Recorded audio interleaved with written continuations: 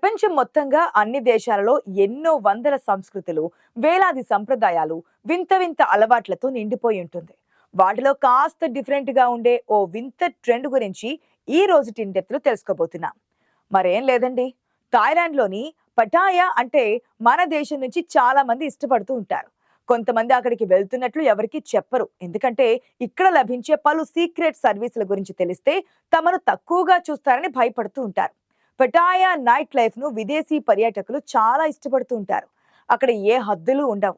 ఆ దేశానికి పర్యాటకమే ఊతమిస్తోంది కాబట్టి అన్ని వినోదాలకు గ్రీన్ సిగ్నల్ ఇచ్చింది అక్కడి సర్కార్.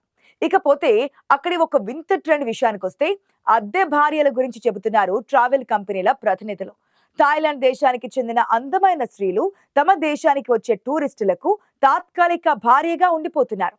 పెళ్లి పెటాకులు గొడవలు లేకుండా వంటలు చేసి పెడుతూ అన్ని పనులు చేసి పెట్టే భార్యను ఏర్పాటు చేస్తున్నారు అక్కడి ట్రావెల్ ఏజెంట్లు. అక్కడ ఉండే వారం 2 వారాలు తాత్కాలికంగా ఒక భార్య ఉంటే చాలనుకునే పెళ్లి కాని బ్రహ్మచారులకు ఇది అద్భుతమైన అవకాశం అని భావిస్తున్నారు. దాంతో డబ్బున్న యువకులు, సంపన్నులు పటాయాకు ఎగబడుతున్నారు. దేశంలో తీర్చుకోలేని కోర్కెల్ని తీర్చుకునేందుకు ఈ ప్రదేశానికి వెళ్లడం సూపర్ ఛాన్స్ అని భావిస్తున్నారు. రోజుకింత వారానికింత అని డబ్బు చెల్లిస్తే చాలు, అద్దెకు అందమైన భార్యలు దొరుకుతున్నారు. కుటుంబ కలహాలు, సామాజిక బాధ్యతలతో పని లేకుండా భార్య కావాలనుకుంటే థాయిలాండ్ లోని పటాయా బెస్ట్ డెస్టినేషన్. ఇక భార్య నుంచి లభించే అన్ని సేవలను అనుభవించేందుకు జనం ఆ దేశం పర్యటనకు వెళ్తున్నారు. ప్రస్తుతానికి ఇదో కొత్త ట్రెండ్ మొదలైందని అంటున్నారు. నిజానికి గతంలో వేశ్యలు అందుబాటులో ఉన్నా ఇప్పుడు వారే భార్యలుగా మారి బాహాటంగానే కనిపిస్తున్నారు. వారి గురించిన రేట్ లిస్టులు పెట్టి మరి జనానికి భార్యల్ని అంటగడుతున్నారు అక్కడి ట్రావెల్ ఏజెంట్లు. ఆగ్నేయాసియాలోని అందమైన దేశమైన థాయిలాండ్ ప్రపంచంలోని అత్యంత ప్రసిద్ధ పర్యాటక ప్రదేశాలలో ఒకటి అని చెప్పొచ్చు. అయితే చాలా మంది శారీరక సంతృప్తి కోసమే ఇక్కడికి వస్తూ ఉంటారు. ముఖ్యంగా రాత్రి సమయంలో ఈ దేశం మరింత అందంగా, ఉత్సాహంతో నిండి ఉంటుంది. ఇప్పుడు థాయిలాండ్ నైట్ లైఫ్ కు టెంపరరీ వైఫ్ అనేది యాడ్ చేశారు. అయితే ఈ సౌకర్యం దేశంలో కొత్త చర్చకు దారితీసింది.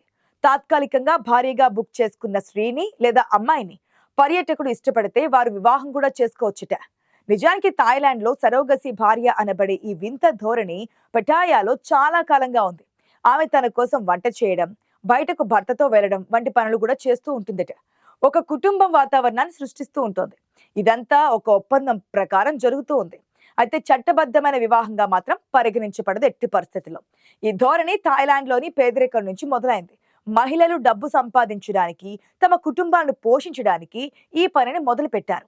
మహిళలు సాధారణంగా బార్లు లేదా నైట్ క్లబ్లలో పనిచేస్తూ ఉంటారు. అక్కడ వారు కొంతమంది పురుషులను ఆకర్షిస్తారు, కస్టమర్లను పొందుతూ ఉంటారు. అద్దెకు భార్యలుగా మారే మహిళల ధర వయస్సు, అందం, విద్య, కాల వ్యవధి వంటి అంశాలపై ఆధారపడి ఉంటుంది. కొంతమంది మహిళలను కొన్ని రోజులకే భార్య, మరికొందరు నెలల తరబడి ఉంటారు. నివేదికల ప్రకారం అద్దె మొత్తం $1,600 నుంచి $1,16,000, అంటే మన కరెన్సీలు చూస్తే గనక అది సుమారుగా $1,40,000 నుంచి ₹1,00,00,000 వరకు ఉంటుందిట. దీనికి సంబంధించి ప్రస్తుతానికి దేశంలో ఎటువంటి చట్టము లేదు కాబట్టి ప్రతిదీ ప్రైవేట్ ఒప్పందం కిందనే జరుగుతూ ఉంటుంది. భార్యను అద్దెకి తీసుకునే పద్ధతి థాయిలాండ్ లో కొత్తగా మొదలైంది. అయితే జపాన్, కొరియా వంటి దేశాలలో ఇప్పటికీ ట్రెండ్ ఉంది. గర్ల్ ఫ్రెండ్ ఫర్ హైర్ వంటి సేవలు ఇప్పటికీ అక్కడ పనిచేస్తున్నాయి. థాయిలాండ్ కూడా ఈ దేశాల నుంచే ప్రేరణ పొందింది. కాకపోతే ఈ మధ్య కాలంలో థాయిలాండ్ ప్రభుత్వం కూడా ఈ పరిణామం గురించి ఆందోళన వ్యక్తం చేసింది. ఈ వ్యాపారంలో పనిచేసే మహిళల భద్రత, హక్కులను కాపాడడానికి దీనిని నియంత్రించే చట్టాల అవసరం ఏర్పడింది. థాయిలాండ్ లో అద్దెకు భార్యలన్న ట్రెండ్ ని అక్కడి మహిళలు అతిపెద్ద వ్యాపారంగా చూస్తున్నారు. దీని కారణంగా మహిళలు స్వయం సమృద్ధిని సాధిస్తున్నారు. అయితే సమాజం నైతికత గురించి తీవ్రమైన ప్రశ్నలు తలెత్తుతున్నాయి.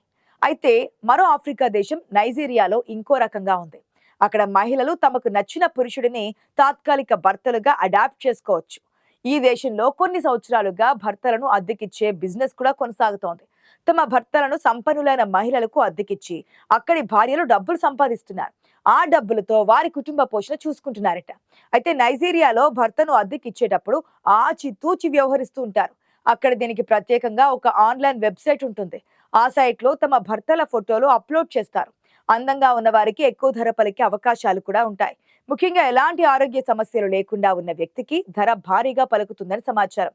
ఎత్తుగా బరువును కూడా కస్టమర్లు చూస్తూ ఉంటారు. అన్నీ బాగున్న పురుషుడికి ఎక్కువ ధర పెడతారట. గంటల తరహా అలాగే రోజుల తరహా అద్దెకిస్తారని చెబుతున్నారు.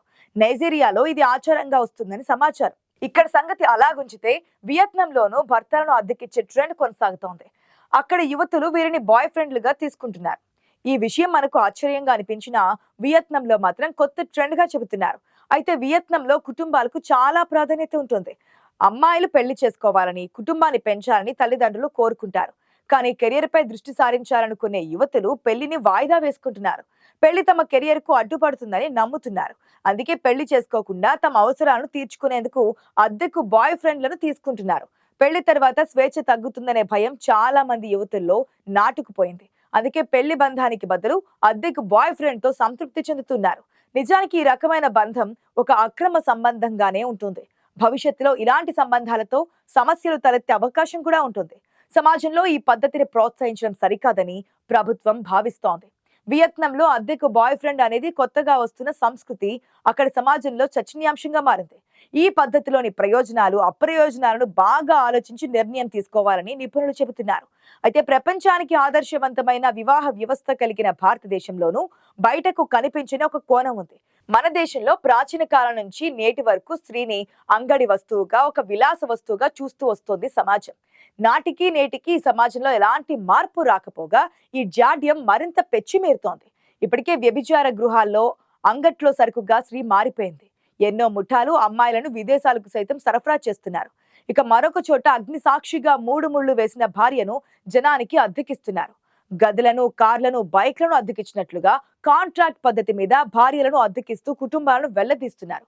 మధ్యప్రదేశ్ రాష్ట్రంలోని శివపురి జిల్లాలో గ్వాలియర్ రాచరికానికి, రాజపుత్రులకు, సంప్రదాయాలకు, కట్టుబాట్లకు పెట్టింది పేరు. ఇక్కడ తమకు నచ్చిన మహిళ భర్తకు డబ్బులిచ్చి ఆమెను భార్యలాగా అద్దెకి తెచ్చుకోవచ్చు.